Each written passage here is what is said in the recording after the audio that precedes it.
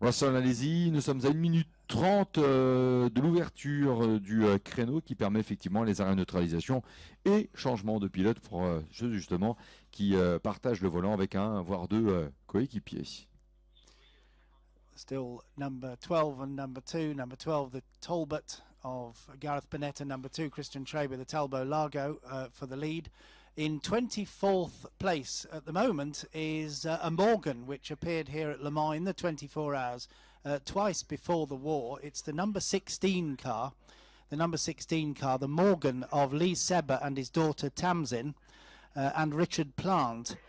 And that car, the Morgan, finishing in 13th place in 1938 and in 15th place in 1939. Look out for number 16 in 24th place. Leader over the line. Oui, regardez bien une voiture fumante. Alors attention, elle est bleue elle aussi, mais elle n'est pas la voiture numéro 2, même si la voiture numéro 2 inquiète toujours son pilote. On l'a vu par rapport à la gestuelle en passant devant les stands. L'on a vu une autre voiture assez fumante, et je vais le dire pour le réalisateur, c'était dans la zone d'approche du virage Porsche ces derniers instants. Elle est bleue elle aussi, à ne pas confondre avec la numéro 2. Bon, est-ce qu'il y a éventuellement une voiture qui serait vraiment en difficulté dans les tout derniers virages? Question pour l'instant sans réponse, mais soyons attentifs. Pendant ce temps, 6 minutes 10 secondes, c'est un chrono qui est un bon temps, puisque durant la course 2, alors en raison de plein d'aléas, notamment la météo, on avait eu un record du tour en course en 6 minutes 45. Michael Birch, cependant, s'est démontré plus rapide au cours de la première manche avec un chrono de 5 minutes 52. On verra bien ce qu'il en sera. Pour l'instant, nous tournons 6 minutes 10. Et des arrêts. L'arrêt de l'Aston Martin numéro 27. Jean-Marc Krief, Philippe Granier. Et alors, va-t-on avoir une voiture avec un dégagement de fumée inquiétant aussi à passer par les stands? Pour l'instant, question sans réponse. L'arrêt de la numéro 29, l'arrêt de la Bentley avec Martin Overington qui court en solo. La BMW numéro 66, hier déjà une des grandes animatrices de la première manche, de la seconde aussi, avec Albert Otten, le pilote allemand, est en quatrième position à 1 minute 15 de la Talbot numéro 12, en tête. Alors les dégagements de fumée, en fonction effectivement de l'arrivée d'huile ou d'une réaction mécanique par rapport peut-être parfois à un trop plein d'huile, peut expliquer pourquoi il y a parfois en fonction aussi de la configuration du virage un dégagement de fumée qui a pu s'atténuer entre temps pour une voiture que l'on avait effectivement vu un petit peu en difficulté à l'approche du virage Porsche, mais depuis pas de message d'alerte. Tout va bien pour l'ensemble de ces voitures, quelles qu'elles soient. Tant mieux. Il reste 28 minutes avant la présentation du drapeau damier. Et donc avec le numéro 12, l'on conserve ainsi la voiture de Gareth Burnett au commandement. On va saluer la Delahaye numéro 3. d'Erich Traber, de Bruce Trennery, un Suisse, un Américain. Jörg Koenig également, pilote allemand, pilote helvétique. Au volant également de cette numéro 3, Delahaye, qui n'est pas aussi sans rappeler les victoires Delahaye aux 24 heures du Mans dans cette première phase-ci de l'histoire. Ah, alors attention, le numéro 58 pour l'instant, 5e, Spencer.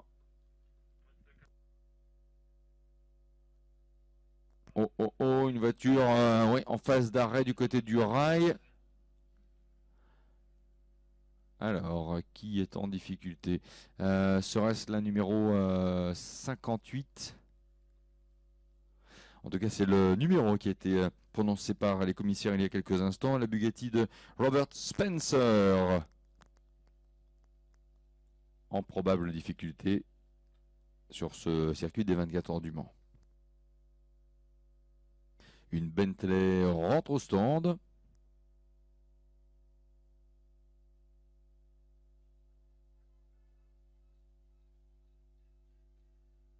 Le numéro 54, Le Mans 1926, avec Pascal Bert qui s'arrête.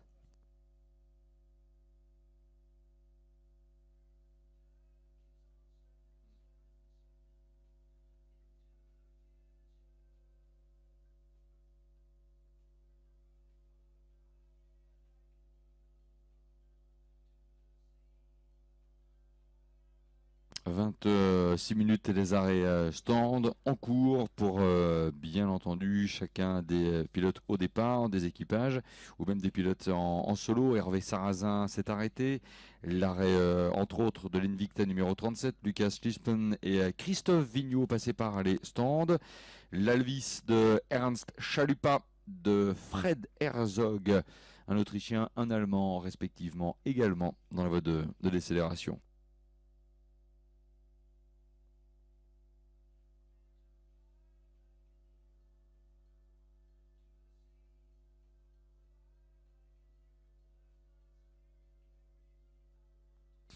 Voiture numéro 28, la Samson numéro 28, Chris Cadman et Robert Ellis est arrêté.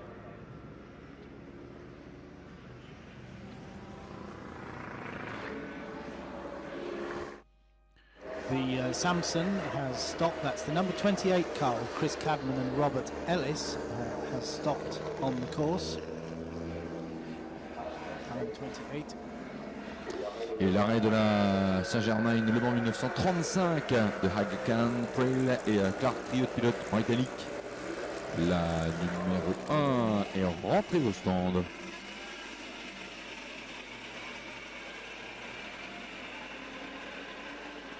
Et passage de la voiture de tête, passage de la Talbot, la 12 en piste, la 2 voie des stands.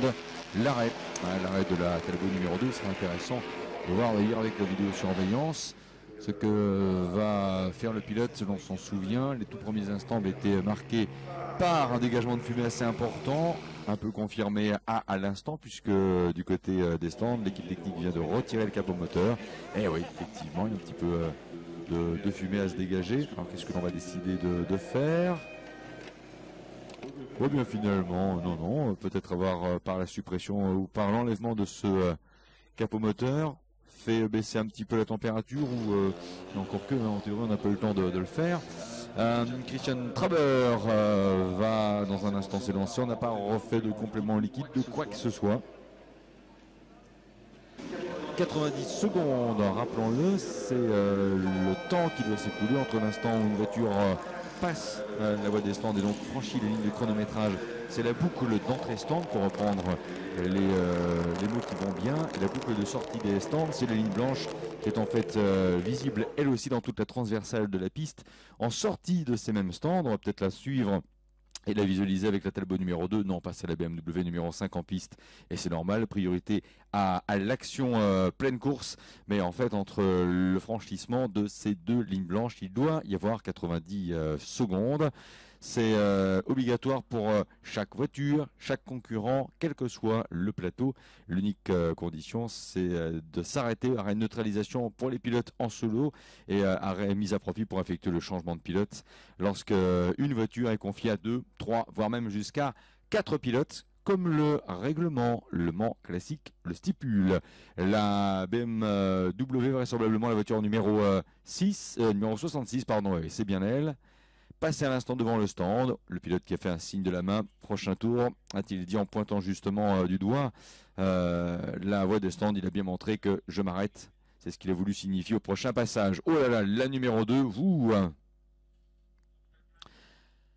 quel dégagement de fumée. Et pourtant, à notre appréciation, on n'a rien remis au niveau on va dire, des nécessités ou des besoins liquides de la voiture. Essence, eau ou huile, mais effectivement, elle est assez fumante cette voiture et l'on peut penser d'ailleurs que pour le pilote même, ne doit pas être forcément évident d'avoir cette fumée, surtout le parfum qui doit l'accompagner. Heureusement, c'est une voiture plein air, donc vraiment pleinement ouverte. Allez-y, Russell. The number 12 car then of Gareth Burnett, the Talbot 105, is still leading, and the car challenging for the lead, the number 2 car of Christian Trebe, the Talbot Largo, has come into the pits and gone out again. So that car has pitted at least, but the only one of the top cars that has. Both those 2 cars in the lead have got a good margin over third place, number 5. Number 5 is the first of the BMW 328s for Jean-Jacques Bailly and Bertrand Lezeur. And then in fourth place is 66, the 328 that's challenging for third place. Not quite as quick today. In fact, the number 5 car has got the measure of the 66 between the two 328s, but they're in third and fourth places. Neither has pitted yet. But pit stops coming thick and fast now, with the leader still number 12, Gareth Burnett, Talbot 105. 20 minutes encore pour la suite et fin du plateau 1, puisque nous entamons le cycle de la dernière présentation et du dernier passage en piste de chacun des plateaux. C'est la 3e manche et c'est la première des 3e manches que nous suivons en ce moment, celle du plateau 1. Nous suivons la remontée ainsi de la chronologie dans l'histoire des 24 heures du Mans. La Talbot numéro 12 au commandement, la numéro 2 toujours 2e. Malgré effectivement ces dégagements de fumée, mais on a envie d'être optimiste depuis la première seconde ou presque, c'est comme ça. Bon, il reste encore 20 minutes, ça peut tenir. La BMW Jean-Jacques Bailly et Bertrand Lezeur en 3e position, la 66, une autre BMW, une 328 avec Albert Hutton est à la 4e place et elle devance donc l'Aston Martin numéro 7.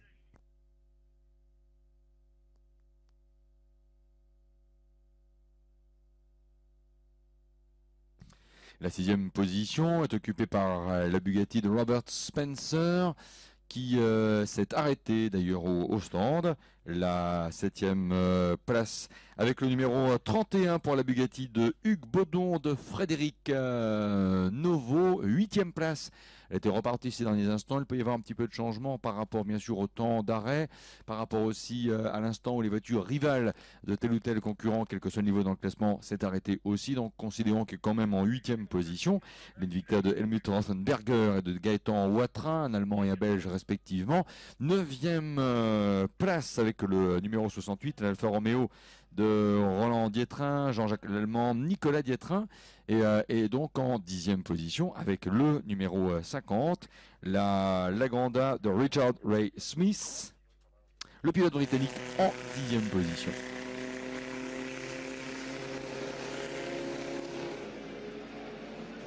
Et la voiture de tête au stand, l'arrêt de la Talbot numéro 12 à 18 minutes 30 de la présentation du drapeau damier. La numéro 12 s'arrête. Into the pits comes the leader. That's Gareth Burnett in the number 12 Talbot into the pits. We're still waiting for both of the BMW 328s to come in, the number 5 and the number 66 of Bailly, Lezeur and the other one of Albert Otten, but no doubt that will happen. The pit stop has to take place between the 15th and 30th minutes of each race, 15th and 30th, the middle section, and it must be of 90 seconds long. There must be a 90-second run between coming into the pits and reaching the pit exit, 90 seconds. 17 minutes 40, Stéphane, allez-y si vous souhaitez apporter une précision. Allez, une petite info puisque l'honneur est au grand. Eh bien, parlons un petit peu des plus jeunes. Sachez que la remise des prix de Little Big Mans, dont vous avez vu la parade hier après-midi, la 3e du nom déjà, eh oui, eh bien la remise des prix de Little Big Mans se fera à 10h55, place du village. Donc venez nombreux pour voilà, voir un petit peu les graines de champions qui se sont battus hier devant vous avec ces autos à l'échelle réduite. En tout cas, c'était un beau spectacle. Donc venez bien les féliciter, venez faire quelques photos car je crois qu'on va avoir un grand moment d'émotion pour cette remise des prix du Little Big Mans, place du village à 10h55. Alors pendant ce temps, messieurs, la Talbot numéro 12 a repris la piste. La BMW numéro 5 rentre au stand. L'arrêt de la BMW de Bertrand Leusser, avec Jean-Jacques Baldi également. Il y aura Pierre Leusser aussi présent ce week-end avec naturellement Bertrand. L'on a aussi vu passer avec le numéro 2 la voiture toujours aussi fumante, donc la voiture de Christian Traber.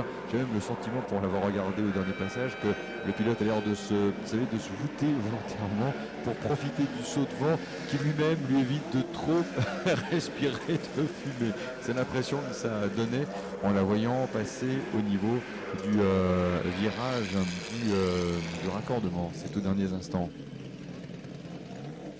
La BMW numéro 5 à son stand, la BMW numéro 5 à son stand, 15 minutes 50 secondes, c'est le Mans Classique dans toute sa splendeur. Vous appréciez pour la dernière fois du meeting le plateau des voitures les plus anciennes dans ce même classement, 1923-1939. Rappelle que Richard Mille et EFG sont les partenaires principaux de Le Mans Classique. Les voitures de direction de course BMW, vous avez justement à l'image une BMW rétro, la numéro 5. Bentley, qui est naturellement très présent dans ce plateau-là, est également partenaire du Paddock 1. Et que naturellement, pour avoir aussi une certaine classe vestimentaire ce week-end, vous pouvez passer par les boutiques Alain Figaré. C'est l'habilleur officiel de Le Mans Classique. Clear Channel, le conseil général de la Sarthe, Motul, Danot font partie bien sûr des partenaires. Stéphane Roux, il revient souvent, il a très juste raison. Le Mans Heritage Club est toujours là avec bien entendu les voitures des 24 heures du Mans, alors, qui sont en statique ce week-end, mais que vous pouvez toujours aller voir. C'est Maserati qui accompagne justement cette présentation.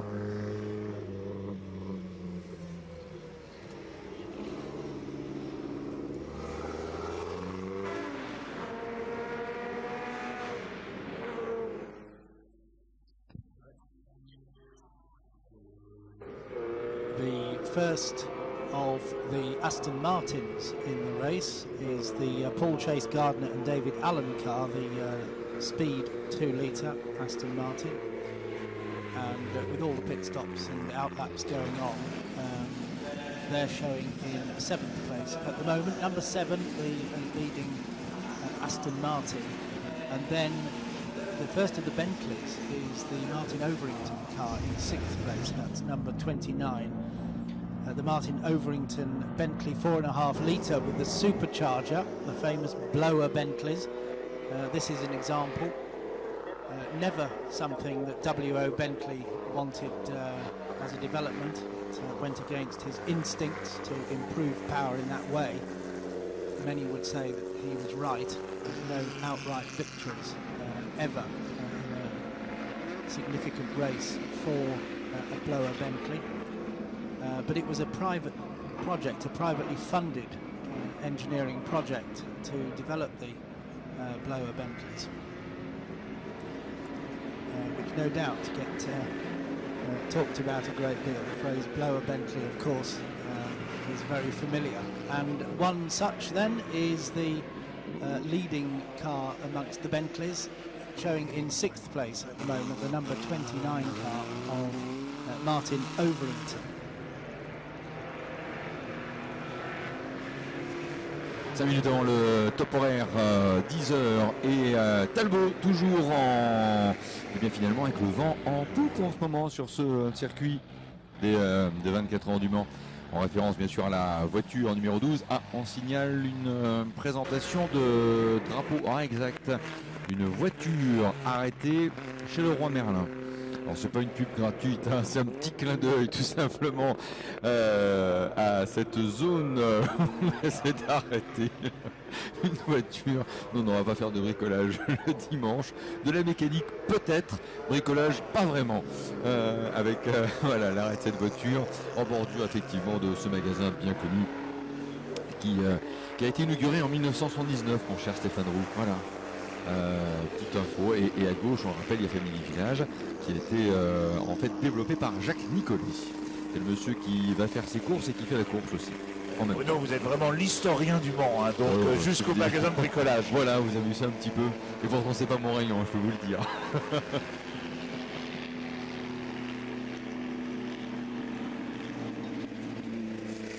Des Singer également dans ce même plateau, une société fondée en 1905 à Coventry.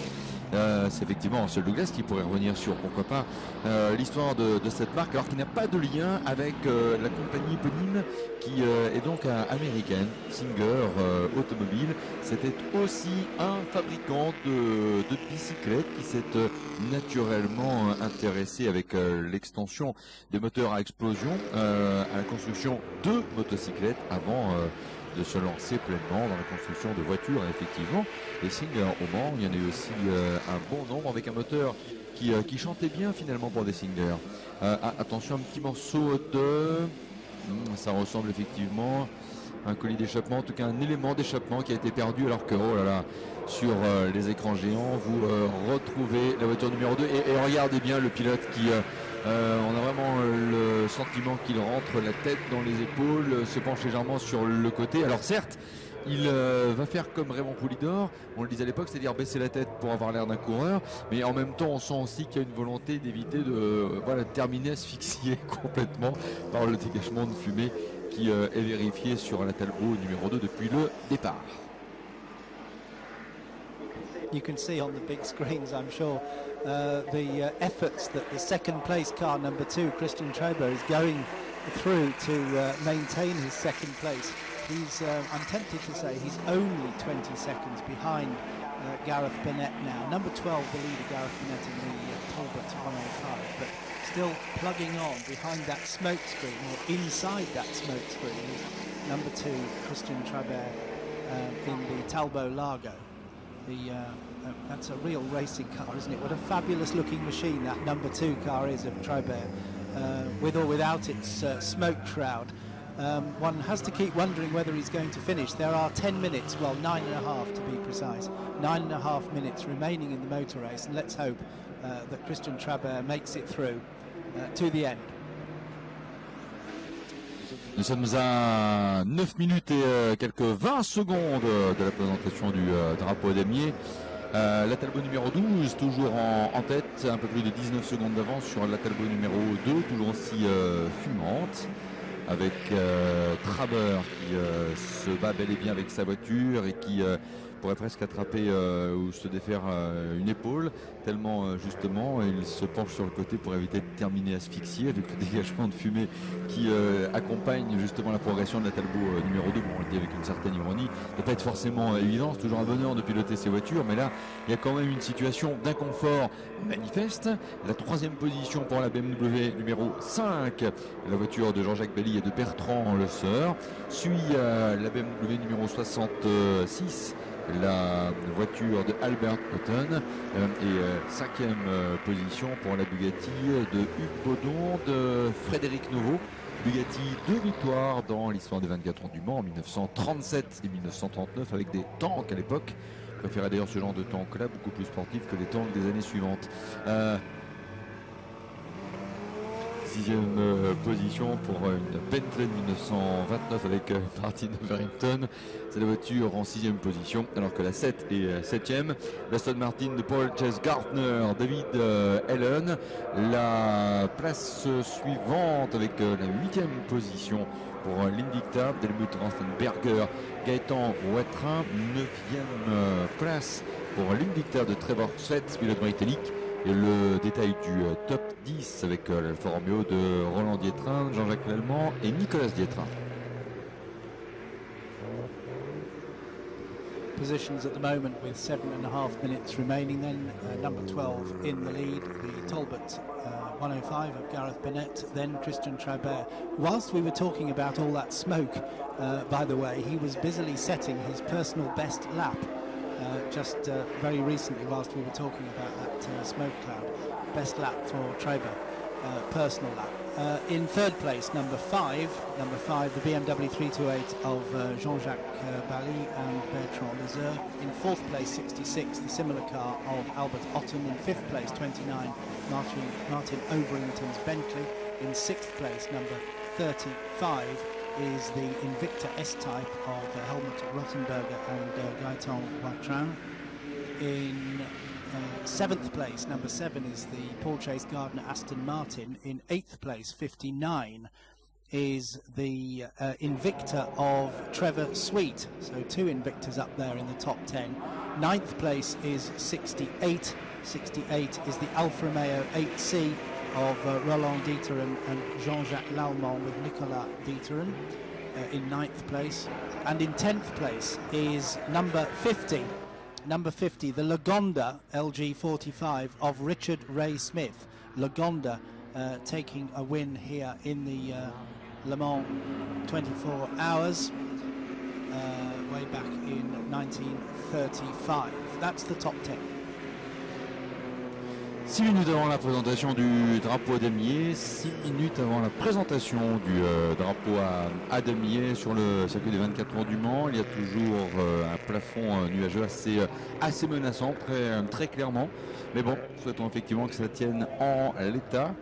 Le rappel que les Talbot sont les voitures les plus puissantes du moment, en tout cas celles qui tiennent le haut de tableau, que l'on va saluer également le luxembourgeois Pierre-Antoine Seller. Il est Antoine au volant de l'Aston Martin Le Mans en 1933, numéro 56. Et qu'en est-il pour l'instant à l'égard de cette même voiture, bien sûr. Et l'instant de retour est justement la ligne qui correspond au marquage du numéro. Eh bien, ils sont en 33e position. Numéro Antoine Seller qui a pour regret de ne jamais avoir pris le départ des 24 heures du Mans. Il s'en est failli de peu. Il avait été pilote de l'école Winfield de Paul Ricard avec Paul Belmondo d'ailleurs en 1983. C'est aussi naturellement un adepte du circuit de Spa-Francorchamps pour un luxembourgeois. Il est également à l'origine de 2 participations en Dakar avec le team d'André Dessoude notamment. Et à l'époque du Tom Walking Show Racing, il avait été l'attaché de presse de l'équipe avec les Silk Jaguar, les grandes héroïnes de l'épopée Jaguar en 24 heures du Mans dans la deuxième moitié des années 80 jusqu'à la victoire de 1990, sans oublier d'ailleurs les XJR 14 vus seulement aux essais en 1991, malheureusement jamais en course. La voiture de tête va bien, malgré les menaces pluvieuses. Si l'on dit cela, c'est simplement parce que au volant de la Talbot numéro 12, on a eu un record du tour dans ce plateau-là, réalisé par Gareth Burnett en 5 minutes 57 secondes 216 millièmes. Ce très bon chrono ne constitue pas cependant le record du week-end pour les voitures, les doyennes du plateau de Le Mans Classique, puisque avec cette même voiture, Burnett hier avait tourné en 5 minutes 52, on est en 5,57 ce dimanche matin, mais sincèrement compte tenu quand même de la sollicitation au niveau moteur plus la météo, c'est un très très bon chrono, 5,57, coup de chapeau pour ceux qui, même anonymement, ont préparé cette brillante Talbot numéro 12. Gareth Burnett au volant, en route vers la victoire. C'est son dernier tour, c'est le fameux last lap. Last lap now for the race. Car number 12, Gareth Burnett still leading now by 33 seconds. 33 seconds out in front of Christian Trabert and the number 2 Talbot Largo, and still holding 3rd place. The battle between 328s never quite came to anything. I'm afraid they're a little bit further apart now. It would have been very entertaining because Albert Otten is always quick, but he's behind the other 328. So it's 3rd place for the number 5 car of Bali and Lazur, and then in 4th place the number 66 car of Albert Otten, but they are just a few seconds apart now.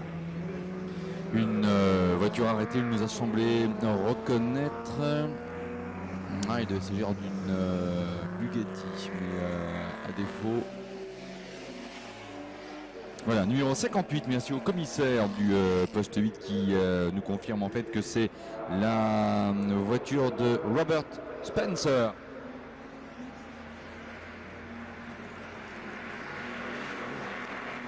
Et donc là, c'est important puisque nous allons perdre une voiture qui pouvait jouer les premiers rôles. En confirmation, la Bugatti numéro 58 arrêtée. Stéphane ?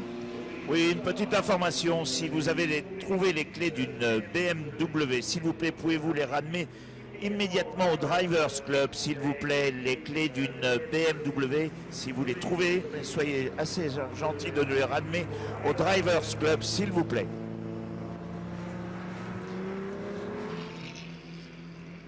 There's a message here that if you have found a BMW key, there goes the fourth placed BMW over the line. And if you found a BMW key, would you please take it to the Drivers Club? The BMW key at the Drivers Club, if you find it, please take it to the Drivers Club in the paddock. Thank you.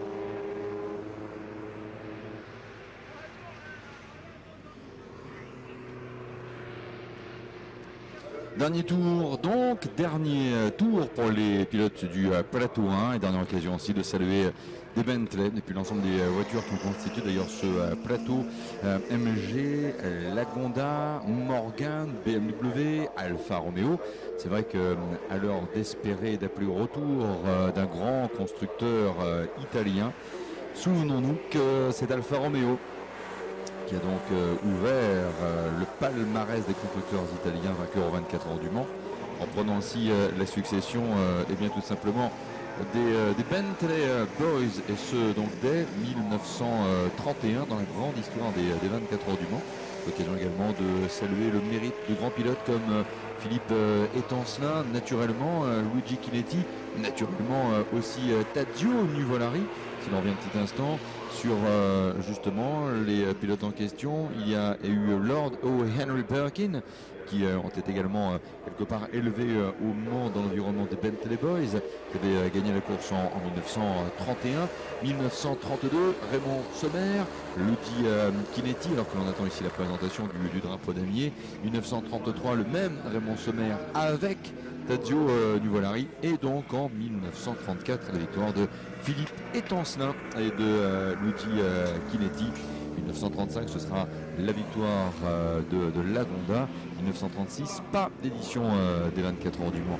Voilà la Bentley numéro 4 qui en termine à l'instant avec la pluie qui revient comme pour arroser justement l'événement en question. Voilà, et la voiture gagnante top franchit la ligne d'arrivée. Damier au passage de Garrett Burnett avec la Talbot 105 de l'année 1931. Vainqueur, ah là là, que d'eau. Mais oui, effectivement, la pluie est là, vraiment, franchement de retour. Ça, c'est un réveil dominical vraiment arrosé. On le regrette parce que c'est vrai que nous aurions préféré tous, alors que, oh là là, quelle image qui va également faire partie, à mon humble avis, des séquences qui vont accompagner le best-of de Le Mans Classic 2012, à savoir un pilote qui se bat avec sa voiture et qui, à mon avis, sera quelque part content, là on peut le dire, d'arriver et d'en terminer là. C'est Christian Traber avec la Talbot numéro 2. Il est noyé et par l'eau et par ce nuage de fumée qui à la fin a dû être assez difficile à supporter. Il faut être dans ce genre de circonstances vraiment pugnace et motivé pour aller au bout, parce que sincèrement, même au niveau des poumons, là je pense que à mon avis, il devait vraiment être saturé, Christian Traber, tellement il a dû respirer je ne sais pas quoi, mais ça devait à la fin franchement frôler la saturation. Mais le drapeau à damier est là, quelque part salvateur pour le pilote de la Talbot numéro 2 qui termine quoi qu'il en soit avec vraiment brio en deuxième position. Troisième place pour la BMW numéro 5, Jean-Jacques Bally, Bertrand Le Seur, qui ont été brillants, on tient à le souligner. Quatrième position pour la BMW de Albert Houghton. La cinquième place pour la Bentley 4 litres 5 de Martin Overington. Sixième position pour l'Invicta type S de 1931 de l'Allemand Helmut Rothenberger et de Gaëtan Watrin, pilote belge. La sixième place pour l'Invicta numéro 35, une type S de 1931 donc. Derrière, la septième place pour la numéro 7 7, l'Aston Martin de Porches Gardner de David Allen. L'on retrouve en 8e position avec le numéro 59, l'Invicta de Trevor Sweat, un pilote britannique. Derrière lui, 9e place, alors que là les images sur les écrans géants fous marqueront là aussi les archives de Le Mans Classique. Que d'eau en ce dimanche matin. La Conda avec Richard Ray Smith et la LG45 numéro 50 termine donc en 9e position et 10e sauf déconvenu dans le dernier tour parce que la voiture n'a effectivement pas été saluée par le drapeau damier, mais saluant l'Alfa Romeo 8C de Roland et de Nicolas Dietrin et de Jean-Jacques Lallemand, voiture qui porte le numéro 68 et qui sauf déconvenu dans le dernier tour devrait donc être confirmée en 10e position. English weather, isn't it, Russell? Typical. Yes, it's yes. like this every day of the week. No, I'm sorry. It can be a typical French weather too, as Yes. you can see. I was just thinking, Bruno, that in from 1924 to 1927, the cars had to come in after 5 laps and run for 20 laps with the hood up. That was the rule between 24 and 27. I think that would have been a handy accessory in these conditions at the end of that Grid 1 race. Well, we've had 2 confirmed over the line who were on the same lap, both the number 12 and the number 2 cars, completing 7 laps. So the winner was number 12, that's Gareth Bennett in the Talbot 105. And in second place, number 2, Christian Trabert in the Talbot Largo X single-seater car, and in the end the gap was 45 seconds between those 2 at the top. We're waiting now for third place, the number 5 and the 66 BMW 328, and the gap at the end of the last lap was 48 seconds between those 2, so no real battle. And as I speak, he comes over the line. The number 5 car, the BMW 328 of Bali and Lazare, takes third place.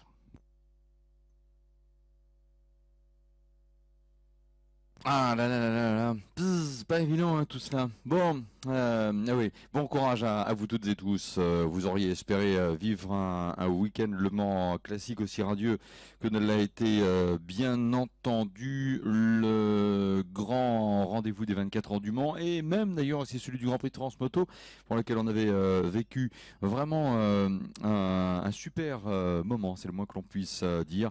Malheureusement, la météo était moins estivale ce week-end. En même temps, comme les années du Mans ont parfois été complètement pluvieuses et parfois aussi complètement placées sous le signe presque, comment dire, oui, de la sécheresse, on peut dire, c'est pas complètement le mot que je cherchais, de la canicule, voilà, ça y est. Effectivement, ce week-end de Le Mans Classique, on a un petit peu tout eu. Donc le déluge et de beaux passages ensoleillés, surtout vendredi dernier, avant-hier par conséquent. Bon, en tout cas, effectivement, pour certains pilotes, terminé, c'est presque déjà une victoire. Et l'on va saluer la BMW numéro 66 qui a terminé un petit peu en roue libre ici, mais qui a terminé. Et c'est bien cela l'essentiel. Bravo à l'ensemble de ses concurrents. Nous avons effectivement l'immense plaisir de suivre ces voitures de Le Mans Classique dans les années 20 et de rappeler bien entendu que l'on doit beaucoup à nos premiers dirigeants de l'époque, à ceux qui y ont cru, qui ont été visionnaires, qui ont pris des risques aussi, dès 1906 déjà, en créant